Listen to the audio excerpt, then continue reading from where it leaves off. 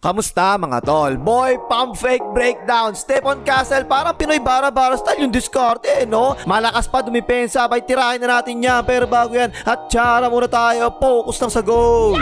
Okay, game. 6'6 ang taas, tapos 6'9 ang wingspan. 215 pounds, 21 years old, at 4th overall pick nung nakaraan 2024 NBA draft. Halos pares na silang dalawa ni Dillon Harper, no? 6'5", 215 pounds si Dillon Harper, Lamang lang na isang pulgada, ito si Castillo buhangin. Naging rookie of the year pa to, mga tol. At kung titignan natin mabuti, still talaga to nung draft na yun mga tol. Kasi mga naunang nakuha kasi sa kanya, si Risa Shear ng Atlanta Hawks, si Alex Azar ng Wizards, at si Reed Sheppard ng Houston Rockets. Ang tawag natin dyan mga tol, boy pump fake. Bakit kaya? Syempre, napakahilig mag-pump fake no? Tinan mo, ganyan no? Yan, maganda yan mga tol ha. Kasi talaga mapapakagat ka kapag ganyan pumeke, diba? Kung naalala nyo mga tol, sa mga dating players, ang magaling sa ganyang pump fakes, si Dwayne Wade at si Kobe Bryant. Bihira yung ganyang player na mahilig sa ganyang peke mga tol no? Pero napaka-useful talaga niyan. Tulad yan, napatalon yung depensa, di nalibre tuloy siya. Kaya tinan niyo ginawa niya, halo-halo na talaga Pinoy step na, tapos may deceleration pa, pero pang pump fake. Ayun, kumagat na ang depensa, is 2 points na yan. Kaya ang dami rin pagkakataon, makikita mo, na-foul siya palagi kasi kumagat sa peke niya, diba? Tapos masushoot pa niya na ganyan, basket, may kasama pang foul. Lalo-lalo na kapag umahabol ang depensa, ganyan, panigurado tatalo talaga sa peki yan, diba? Kaya sumabit na nga, basket, may kasama pang foul. Kahit ngayong playoffs, mga tol, nakita natin yung ganyan, diba? Sabi pa nga ng isang announcer, I'm sure he will always pump fake. Na totoo naman talaga, hindi na napansin ko kasi kapag umasok sa loob to, madalas talaga pepeki ng ganyan O yan, lumipad na nga, sabit na naman, basket, may kasama pang foul. Magandang way talaga yan para ma-freeze mo sandali yung depensa, diba? Tapos yun, naiwanan na nga, nakalayap na nga. Pero yung isang maganda rito, ginagawa rin niya yung paborito ni Papa Luka, yung biglang babagal na ganyan para mawala sa tempo yung depensa, Yan, maganda rin yan mga tol kasi nakakasalaksak talaga siya palagi, diba? Tapos kita niyan, no? Sandaling biglang titigil lang, napatalon tuloy yung depensa, nakatira tuloy siya. Sandali lang talaga yun mga tol Pero dahil doon, nawawala sa balanse tsaka sa tempo yung depensa. Nakakatira tuloy si Castillo buhangin. Ayan, ganyan, tingnan niya, hesitation, tapos biglang salaksak, tapos biglang tigil, diba? Tapos in-layup, nakita niyo yun? Ang hirap timing nun para sa depensa, mga tol. Kasi pagkatapos ng pangalawang hakbang, titira na kadalasan niyan, diba? Kaya tingnan niyo yung depensa, napatalon na nga tumigil bigla si Castillo buhangin. Tuloy, basket, may kasama pang foul.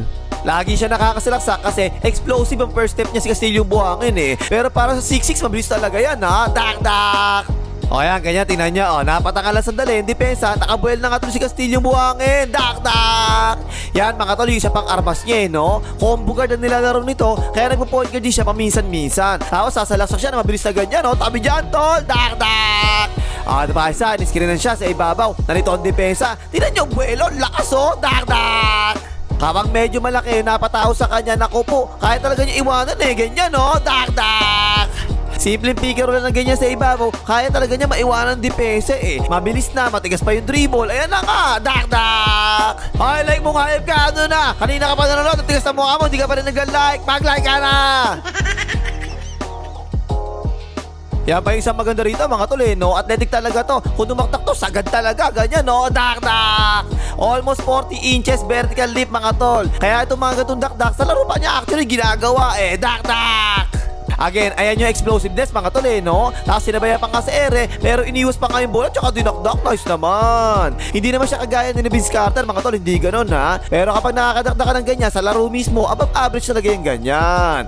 Ito, windmill dunk pa nga ginawa niya rito Pass break niya, huwag mo na sabayan tol, dak! Sabi ko na sa iyo Walang tako tumalon, dadaanin ka talaga sa talunan nito Sige tol, abuti mo kung kaya mo, dak! Tapos ang hiling pa niya bumomba mga tol no? Yung tataas niya yung bola, tapos ibababa pa muna, tsaka ititira na ganyan, nice naman. Gamit na gamit talaga niya yung pagiging athletic niya mga tol Tingnan niyo yung tira niya dyan Binomba pa talaga niya muna, tsaka niya pinabanda yung basket, may isa pang foul.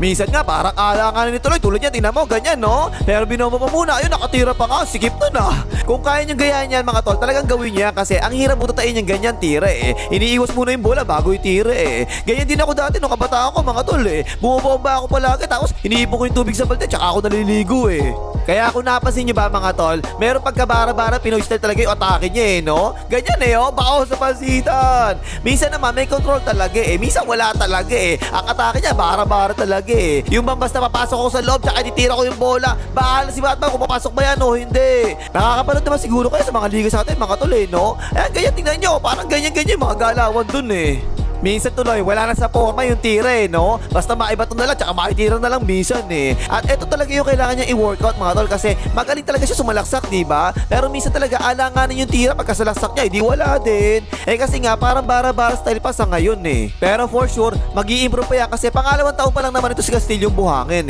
Dito sa atin, di ba na sa blade tira, di ba basta maganda yung forma ha? Eto minsan wala na nga sa forma, sablay pa yung tira. Ayan tuloy, sobrang dami ko nakita ang ganito mga 4-shot na ganito tinira niya Pilit na pilit talaga yung tira niya kahit maganda yung depensa ha. Pero dito tingnan nyo, pwersado talaga yan pero naipasok pa rin niya ha. Pero mahilig talaga siya sa ganyan mga tol kasi nga akala siguro niya porket 6'6 siya tapos athletic pa siya, pwede na niya daanin sa pwersahan tsaka talunan At some point, okay din naman talaga yung ganung mentality no? Pero di lang naman kasi siya yung ganun sa NBA, maraming malalaki rito Tulad niya, si Abdul Jabbar Smith, 6'11 yung nakasulat niya sa NBA.com. Nice defense yan Persado tuloy yung tira, balibag tayo na nga.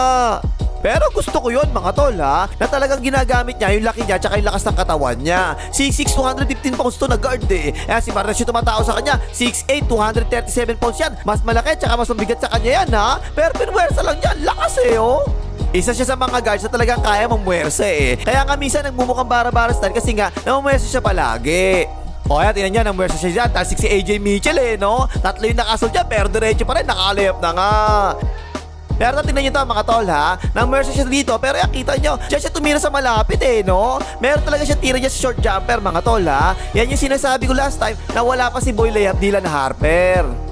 Yung parang style of the megastar, Kyrie Irving, lalapit lang ng konti sa ring tapos dyan natitira sa ganyang kalapit. At napaka-importante niya mga tol kasi nga hindi naman lahat ng pagkakataon kaya mo i-layup, diba? Tulad niya, dalawa yung bantay niya, paano ka layup yan? Pero kung meron kang tira sa ganyang kalayo, pwede makatira ka pa rin. Pero work in progress pa talaga to mga tol kasi mababa yung percentage siya sa ganito 36% lang kahit medyo malapit na ha. Pero alam mong nasa utak talaga niya yung ganyang tira. At kapag yan na-master niya mga tol, naku po, humanda talaga kayo NBA. Pangkumpleto kasi sa opensa yung ganyan tira pag magaling ka sumalaksak Kasama na dyan yung mga pull-up mga tol ha. Pero sa ngayon, sa ganyan kalayo pala siya palagi pumupull-up. Yan, yung mga ganyan, nasa may free throw Sa mga ganyan kalayo, okay na talaga yung ganyan kalayo 17 times lang siya tumira sa midrange this season, konti lang Pero sa ganito kalayo, ang total niya 145 attempts. Again, pag yan mga ganyan, mga pull-up mga to sa ganyan kalayo, na master na to, nako po, GG talaga yan kapag ganyan. Kasi magaling siya sumalaksak, diba? So ang depensa tingnan nyo, nakababa nga yung kamay para mas mabilis pa kapag laterals